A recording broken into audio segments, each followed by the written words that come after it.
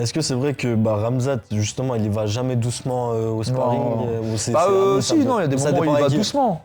Mais ah oui, c'est clair que si tu le fais, t'as le malheur de le faire tomber ou de lui mettre un coup qui va lui faire mal, c'est toujours comme ça, il te le renvoie, les gars.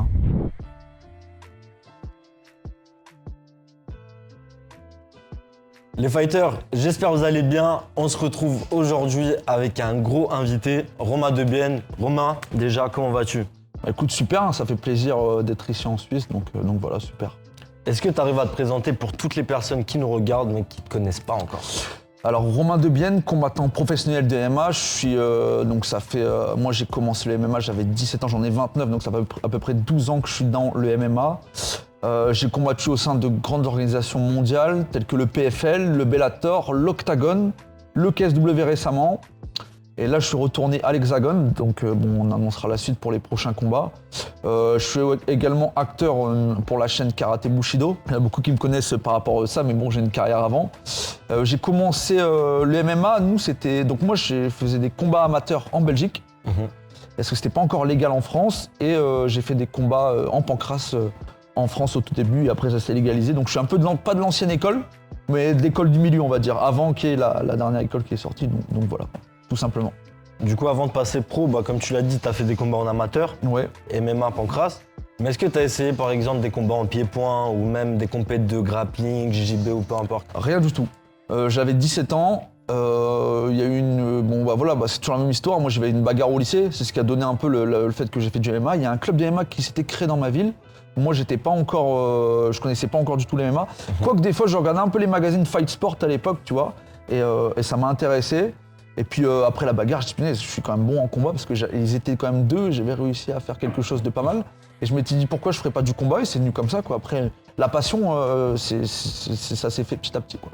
Mais est-ce qu'à la base, en grandissant, t'étais quelqu'un de bagarreur, t'étais quelqu'un qui avait le sang chaud, t'étais comment un peu? Alors j'étais pas quelqu'un de bagarreur, mais j'étais capable, dans certains moments de pouvoir exploser et de faire quelque chose, mais pas du tout bagarreur, non. J'étais plutôt en retrait même. Ok, du coup, des combats en amateur, tu en as fait combien, Romain? Alors si je dis pas de bêtises, j'en ai fait exactement, j'en ai fait 15. Ouais. Donc je suis passé, j'ai gagné la Choto Cup en Belgique à Charleroi. J'ai fait le Cage Warrior Academy à Bruxelles. Puis j'ai fait plein de combats aussi. Après c'était aussi en pancrace, aussi à Villepinte, tout ça, Montrouge. C'était à l'époque les débuts du pancrace et du MMA à Paris, c'était là-bas. Donc voilà. Et comment tu l'as vécu le fait que tu t'es lancé dans un sport qui à la base était totalement illégal en France à ce moment-là? Déjà non, moi alors il y a aussi donc la bagarre et il y a aussi le film Never Back Down. Moi ça a fait beaucoup dans ma carrière en MMA, je me suis dit quand j'ai vu ce film là, je dis punaise mais c'est ce que je veux faire en fait. C'est le combat et non moi j'ai pas du tout pensé à ça, ce que les gens pensaient, c'était légal, pas légal, moi je voulais déjà faire ça. Tu vois, déjà je sentais que c'était l'adrénaline, le truc qu'on n'allait pas retrouver autre part. Et après c'est venu continuellement, mais de là à penser parce que c'est légal, pas légal, ça fait peur, pas peur, non, j'avais pas du tout cette mentalité-là. T'es pas rentré dans les détails, tu les... Tout droit, tout de suite. Voilà, c'est ce qui a fait la différence où je suis maintenant. Il y a eu beaucoup de résilience parce qu'il y a beaucoup de hauts débats, mais j'ai toujours continué. Justement, on va y revenir à la résilience, mais d'abord on va parler de ton premier combat en professionnel. Donc à quel moment déjà tu t'es dit ok ça y est, je suis prêt, j'ai les armes, je passe en pro? Alors franchement si je te raconte ça c'est assez... Alors moi j'étais en décembre, je vais dire exactement, en décembre 2017, je pars à l'armée. Ouais. Donc je pars à l'armée, je suis engagé chez les fusiliers marins à Cherbourg. Et à ce moment-là, je sais pas pourquoi, je me suis dit putain faut que je passe pro en pancrace, j'ai envie de faire un combat pro, d'être sur le devant de l'affiche, faire quelque chose, tu vois. Et donc il y avait une organisation qui s'appelle Gladiator Fighting Arena. Et en fait, tu sais bien que pendant les classes à l'armée, on n'a pas de téléphone la semaine. Donc je suis revenu le week-end. À chaque week-end, j'allais m'entraîner et mon entraîneur, le premier entraîneur que j'ai eu, il m'a proposé, il m'a dit t'as vu un GFA, est-ce que ça te dirait? Moi je dis c'est parti. Sauf que tu sais quoi, il n'y avait aucun entraînement de la semaine puisque c'était militaire. Et si c'était que le week-end, je pouvais faire un entraînement DMA. Et donc je suis parti un peu au charbon. Petite anecdote d'ailleurs, premier adversaire. Bon, j'ai le même premier adversaire que Nassourdine Mavov lors de son premier combat pro en pancrace. C'était dans la même organisation. Saïd Magomed. Tu regardes le palmarès de Nassourdine, son premier combattant, on a affronté le même. Ouais. Et moi je me suis fait démolir dans le premier round. Ouais. Franchement, je crois que de tous les combats d'MMA que tu vas voir, je pense que c'est celui où parce que c'était Pancras, ça s'appelait, tu vois. C'est celui où tu vas voir vraiment quelqu'un qui revient de l'enfer, quoi. Premier round, je me suis fait massacrer, j'ai perdu 2 dents et tout dans le premier round, il m'a massacré le Tchétchène. Je me suis fait complètement démolir. Après, je suis remonté, le médecin, il voulait arrêter, au milieu du combat, il voulait arrêter, il s'est dit, ouais, c'est trop, il avait l'arcade ouverte et tout. Et il m'a laissé continuer. Et moi, j'ai repensé à tout ce que j'ai enduré pendant l'armée. Et je suis remonté 2e round, je commence à l'amener, c'était un truc de malade mental. Et 3e, pareil, il avance sur moi, je l'amène, je le contrôle. C'était la guerre debout, je prenais les coups, je remettais. Même lui, il s'est dit, mais comment, c'est pas possible, parce que je suis tombé plusieurs fois dans le premier, j'ai fait des downs. Et j'ai gagné le combat à la décision partagée. Et le ressenti, le fait de faire un combat en professionnel, est-ce que ça a changé quelque chose pour toi? La veille du combat, est-ce que tu as plus stressé ou pas du tout? Non, déjà, c'était en 77. Hein. Donc déjà, j'ai perdu pendant les classes militaires, tu peux pas manger comme tu veux, les cuts et tout. Ouais. Hein. J'ai perdu 10 kilos en 2 semaines. Ouais. Je partais en topo de nuit avec les boussoles, là, tu sais, où tu fais des reconnaissances dans la forêt. Je mangeais pas. Et à un moment, je toquais à des portes pour avoir juste un bout de pain, tellement j'étais laisse tomber, c'était la galère complète. Non, j'ai vécu les enfers. Hein. Et encore un autre truc que tu sais pas, c'est que sur la pesée, c'était la veille au soir. Ouais. Sauf que moi, j'étais libéré le vendredi soir. J'ai pas pu me rendre à la pesée. Ouais. Ils m'ont pesé le samedi midi, en professionnel, pour combattre le samedi soir. C'est-à-dire au niveau de la recharge, t'as dû tout faire le jour même, quoi. Tout faire dans l'après-midi. Il n'y a pas eu de recharge, en fait. Il n'y a pas eu de recharge, non. Donc il devait être beaucoup plus lourd. C'est-à-dire qu'au niveau de la prépa, au niveau de la diète, il n'y a rien qui allait. Rien, juste du mental, c'est tout. Ouais. Comme quoi on est capable de faire un bon combat juste avec du mental. Donc voilà. Ok, on voit qu'après ce combat, t'enchaînes encore des fights. Et malheureusement pour toi, c'était des défaites. Oui. Et j'ai envie de te dire, comment on fait en professionnel, après une victoire, t'enchaînes 2-3 défaites, comment on fait pour avoir une résilience mentale, un mental aussi fort pour aller de l'avant? Comment t'as fait toi? Je pense que c'est l'instinct du combattant. C'est soit tu l'as, soit tu l'as pas. Tu sais que, en fait, à un moment dans ta tête, c'est soit tu te dis, mais c'est pas possible. Tu peux pas avoir ce sentiment-là d'être devant les gens et d'être un défaitiste. Ouais. Donc je me suis dit, c'est pas possible, on s'arrête pas là. Déjà en plus j'étais jeune, je dis allez on continue, c'est bon, à un moment ça va passer, c'est sûr. Et c'est la vie, c'est comme ça. Plus tu pousses, tu prends des obstacles, tu les passes et après à un moment ça te libère. Alors forcément ça va faire des hauts et des bas, comme c'est dans ma carrière, mais j'ai toujours continué, c'est ce qui fait que j'en suis là aussi maintenant. Okay. C'est que j'ai jamais arrêté, quoi. Et après ça, justement, comme on a dit, après le côté, on va dire, plus sombre, un peu plus négatif, t'enchaînes les victoires, tout commence à bien rouler en professionnel pour toi. Et on voit, d'un coup, tu te retrouves à avoir un run de 6 combats, 6 victoires. Oui. Qu'est-ce qui s'est passé à ce moment-là de ta carrière, Romain? Déjà, je voulais à un moment passer un step. Et puis j'ai eu la chance de rencontrer un grand coach aussi, qui est Daniel. Donc ça a fait la différence. Voilà, gros run, et puis je sentais que j'avais la foudre dans les poings, j'avais une bonne shape, c'est ce qui a fait la différence. C'est ce qui a malheureusement terni après sur les défaites qui ont suivi, c'était vraiment la shape, les cuttings mal gérés, tout ça, et quelques blessures. Mais ce run-là, je dois une bonne shape, une force de frappe et puis beaucoup d'entraînement. Et pareil, quand j'étais à Paris, j'avais pas encore d'appartement, je faisais les-retours tous les jours en train, j'avais 2h30 le matin, 2h30 le soir. Je faisais ça 3-4 fois par semaine pour aller aux 3-4 entraînements de Daniel. Donc ça a été un combat de tous les jours. Du coup, après ce run, tu rejoins le PFL, qui est, on va dire, actuellement, pour moi, je pense, la 2e plus grande organisation mondiale de MMA. T'arrives, t'as affronté, il me semble, Tadjan, il me semble. Un Haïtien, ouais. Ouais, très très fort aussi d'ailleurs. Ouais, c'est le numéro 1 mondial hors UFC. Ouais, très très fort. Est-ce que tu arrives à justement nous parler de ce combat? Non, mais déjà de très mauvais combats, déjà très mauvaise prépa. Ouais. Moi, tu sais, après le Bellator Dublin, j'ai pris beaucoup de vacances, je sortais tout le temps, tu vois, je me croyais tout permis. Je pensais que j'allais être capable de KO'ter tout le monde. Parce que je mettais que des KO avec un bras, je me suis dit, Et c'est là où, tu vois, ça te ramène à la vérité. Quand tu t'entraînes pas, quand tu fais mal les choses, préparation, je suis sorti pendant ma prépa, tu vois, contre Tadjan. J'avais été au Japon, en Bulgarie avant, tu sais, j'ai pris des vacances de ouf. Et tu vois, ça t'a ramené à la réalité parce que on a vu dans le fight, tu vois, je suis arrivé complètement déshydraté. Le vol, le cutting, il y avait 5-6 kilos, c'était horrible. Et puis franchement, je peux te dire, le fait d'être sorti en plein milieu de la préparation, ça m'a décalé après. Et donc, malheureusement, ça s'est vu dans le combat. Pas de vitesse dans les poings, pas de force, pas d'impact. J'essaie quand même on voit dans le premier round, j'essaie de le coucher quand même rapidement parce que je savais que ça allait pas tenir dans le temps. Et après, milieu du deuxième round, je prends un contre sur un enchaînement. Puis moi, il tapait fort, hein. C'est une marmule, hein. Donc si tu en prenais une, c'était fini. Hein. Donc, je dis, il a pas battu, il a battu Jason Jackson derrière, il a battu Logan Storley, tout le monde, hein. Il est vraiment une machine de guerre. Ok, après, t'enchaînes des grosses orgas aussi, le KSW.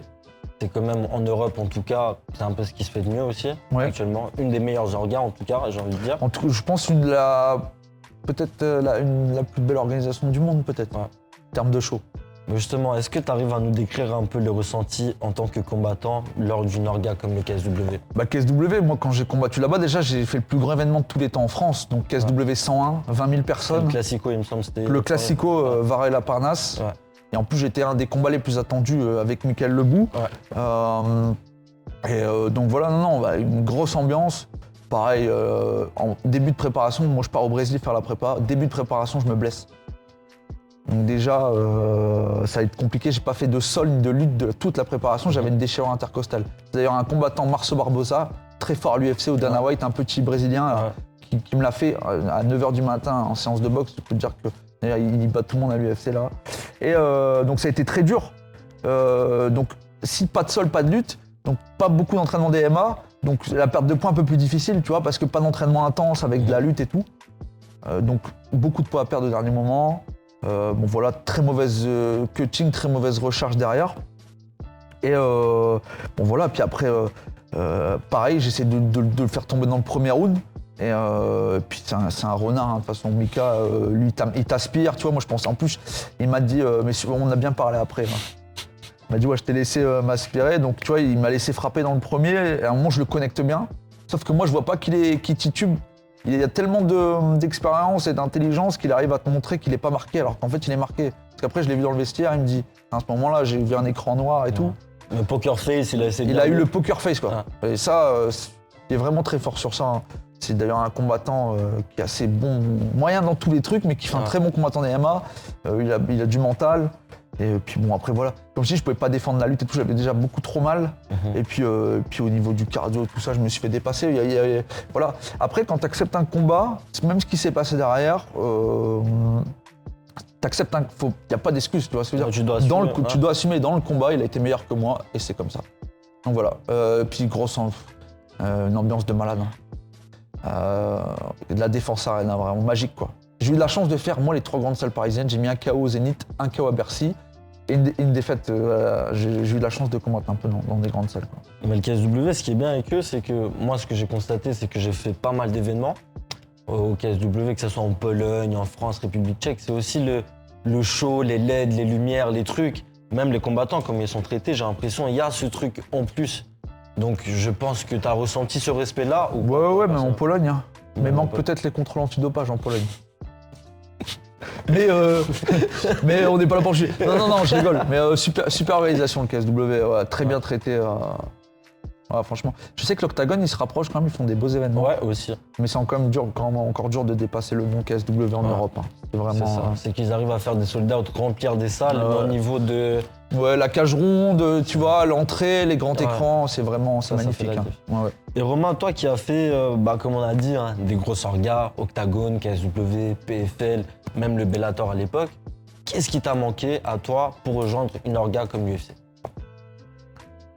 Par exemple, je pense que ça aurait pu se jouer entre moi si j'avais pas signé, si j'avais pas fait le PFL par exemple. J'aurais continué sur un Bellator Paris ou même après la défaite j'aurais peut-être pas fait les KSW, j'aurais fait de l'Hexagone et j'aurais fait des victoires.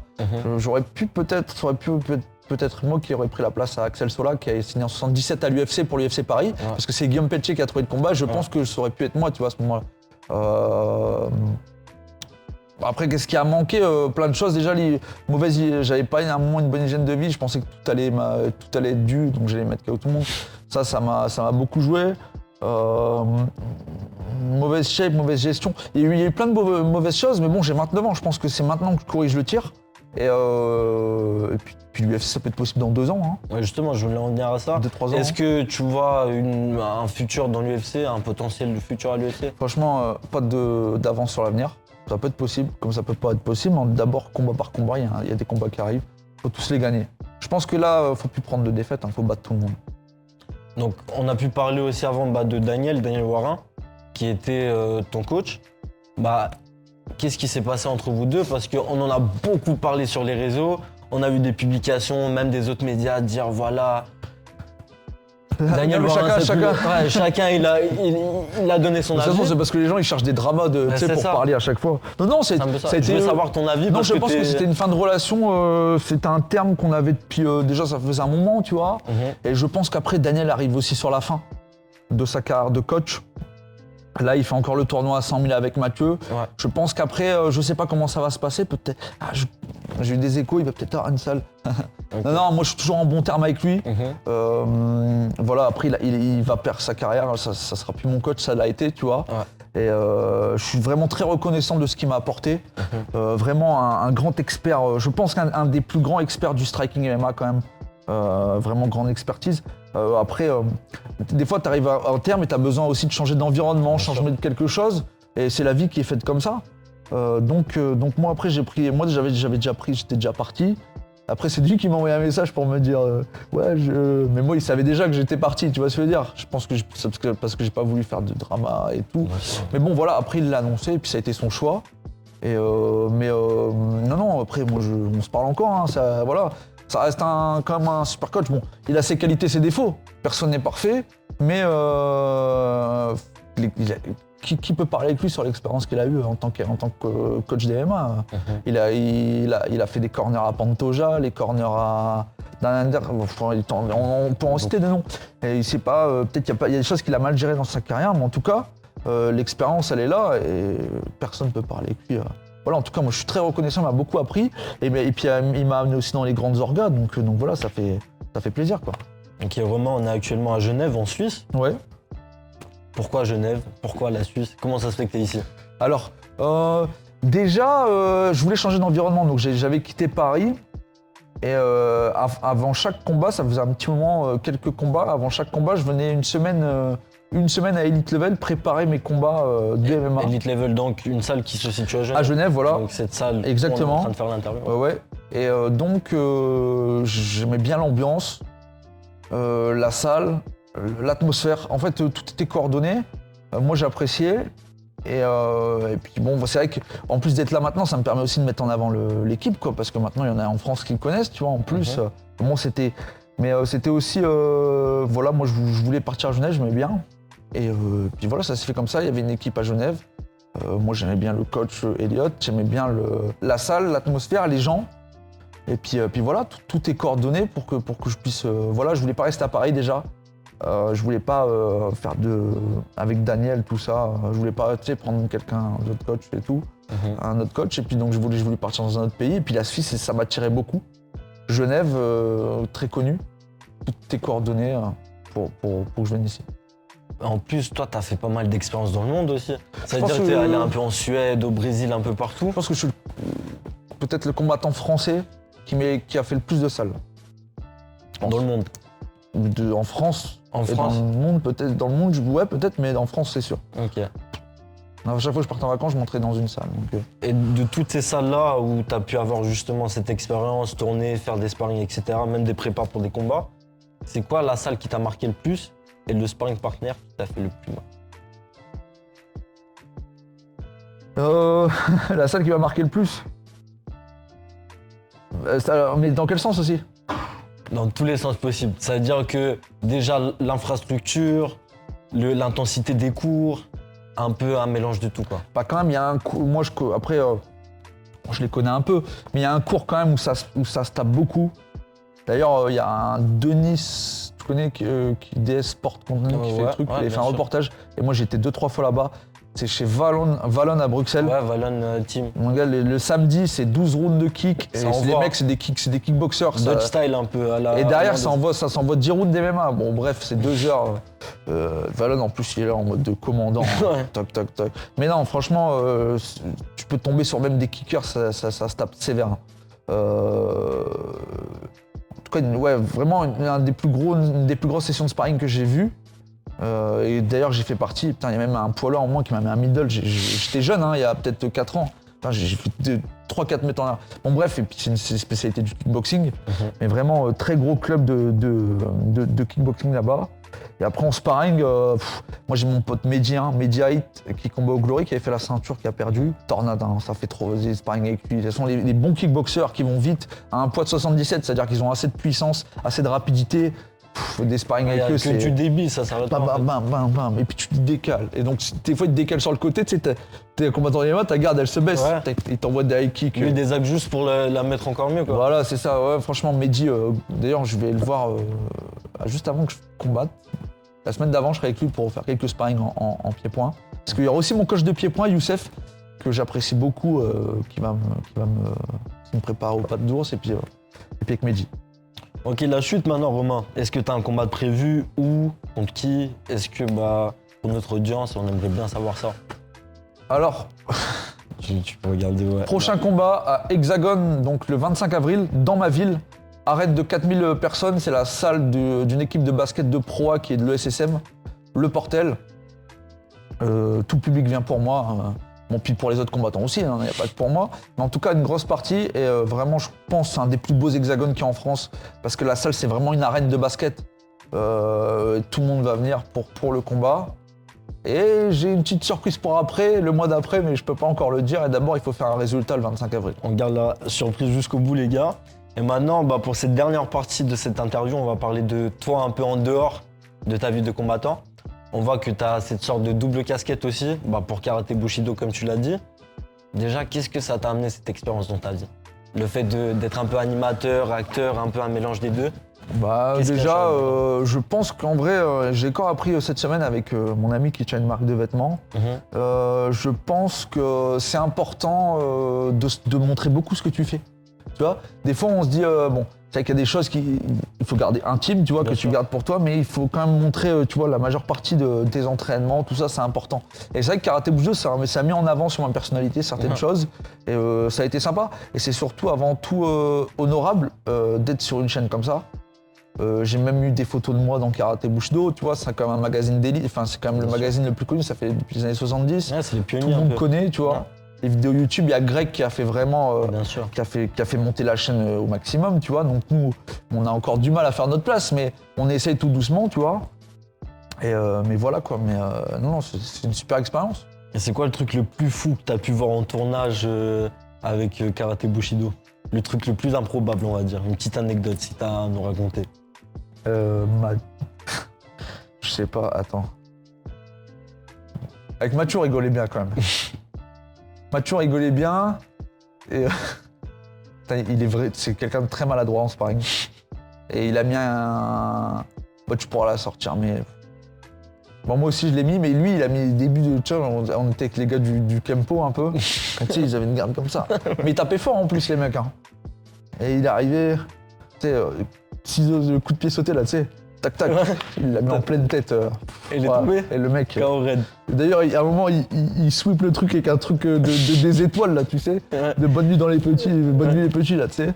Et non, Mathieu, il me faisait bien rigoler. Bon, après, il y a plein de choses. Faudrait que je me rappelle de toutes les vidéos que j'ai fait aussi, hein, quand même. Ah, t'en as fait pas mal aussi. Ouais, j'en ai fait peut-être une vingtaine. T'as fait même sur la lutte suisse, carrément. Ouais, j'étais venu à Lausanne avec Volcan. Ouais, c'est ça. On a fait une vidéo avec Volcan, super sympa, vraiment un gars extraordinaire. Gros très gentil, hein. Volcan, tape très fort et puis sympa comme c'est ouf hein, d'être comme ça, d'avoir une. Mais bon, qui représente la Suisse en plus. Donc, en plus, c'est un des rares combattants suisses à l'UFC aussi, qui est encore actif. Donc franchement, respect à lui. Et maintenant, ta vie en dehors des sports de combat, qu'est-ce que Romain il fait au quotidien? Est-ce qu'il aime bien regarder des séries? Est-ce que c'est plutôt un geek? Il préfère jouer aux jeux vidéo? Alors déjà, premièrement, ça charme. Non, je rigole.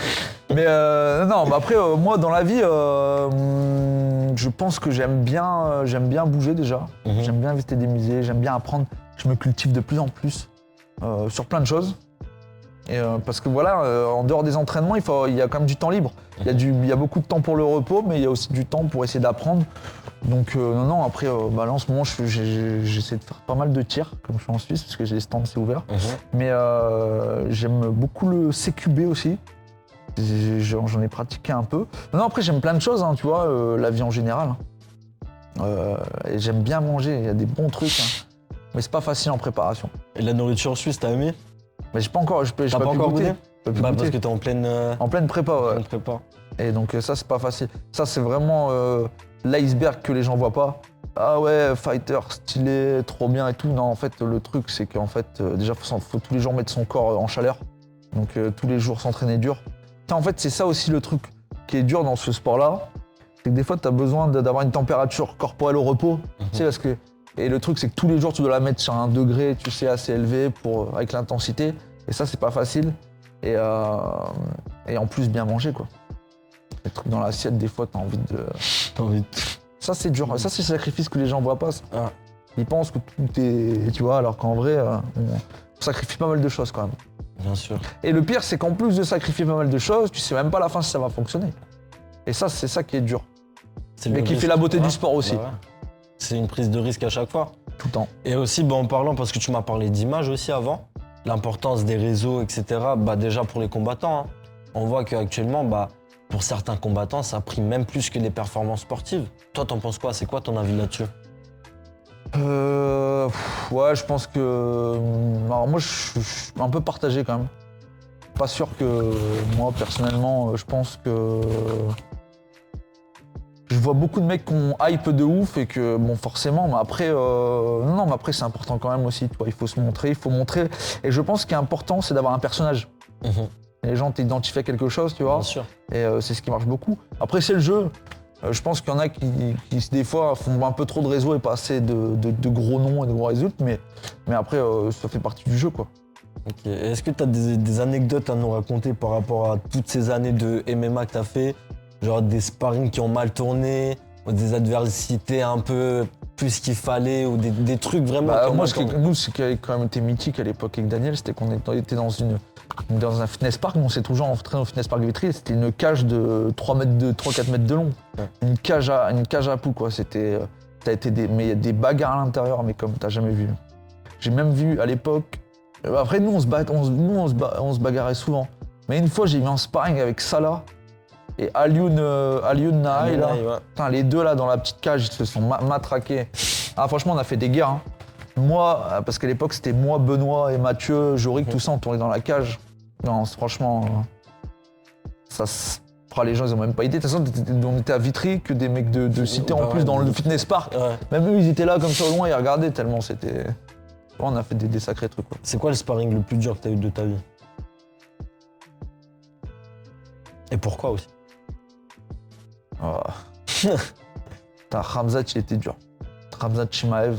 À l'époque, je me rappellerai toujours, putain, tu sortais de l'entraînement, t'avais des... Tu sais, sur les tempes et tout, t'avais des bosses. Parce qu'en fait, c'est un gars, quand tu te tiens au sol, à un moment, il te libère pour que tu changes de position. En fait, il reprend une autre position, il te tambourine, donc toi, tu rebouges, il se repositionne, il te tambour. En fait, t'es un tambour pour lui, en fait. Donc tu sors, t'as des œufs qui poussent sur le crâne. Là, je me rappellerai toujours, à un moment, j'arrivais plus à l'entraînement, j'avais trop mal ici, là. Tu sais, il tapait toujours dans la tempe, tu sais, des coups de marteau et tout. Et ouais, mais c'est sympa, tu vois, très dur. Mais est-ce que c'est vrai que Khamzat, justement, il y va jamais doucement au sparring? Ou Si, il y a des moments où il va doucement. Mais ah oui, c'est clair que si tu le fais, t'as le malheur de le faire tomber ou de lui mettre un coup qui va lui faire mal, c'est toujours comme ça, il te le renvoie, les gars. Ok. Bon, on arrive gentiment à la fin, Romain. En tout cas, pour nous, c'était un plaisir. Moi, ça m'a fait vraiment plaisir d'écouter toutes tes anecdotes, la suite et tes débuts dans le MMA. Est-ce que tu as un message à faire passer à tous nos abonnés? Eh ben, on va faire un grand retour à Hexagone le 25 avril. Ça fait très plaisir d'être accueilli ici en Suisse, à Genève, encore plus à Elite Level, le club à Elliott. Voilà, ça fait super plaisir, franchement, moi je me sens très bien ici. Et on va faire de belles choses par la suite, concentrés. Puis voilà, suivez-moi, hein. Je pense que le meilleur arrive sur les prochaines années, de 29 à mes 33 ans, je vais être sur 4 grosses années. C'est vraiment... c'est pas le dernier run, parce que ce sera jamais le dernier run, mais en tout cas c'est vraiment, je pense, le run le plus important. Donc on est parti, let's go. Romain, on se dit à très bientôt. Au plaisir. Allez, ciao, au Merci. plaisir. Merci.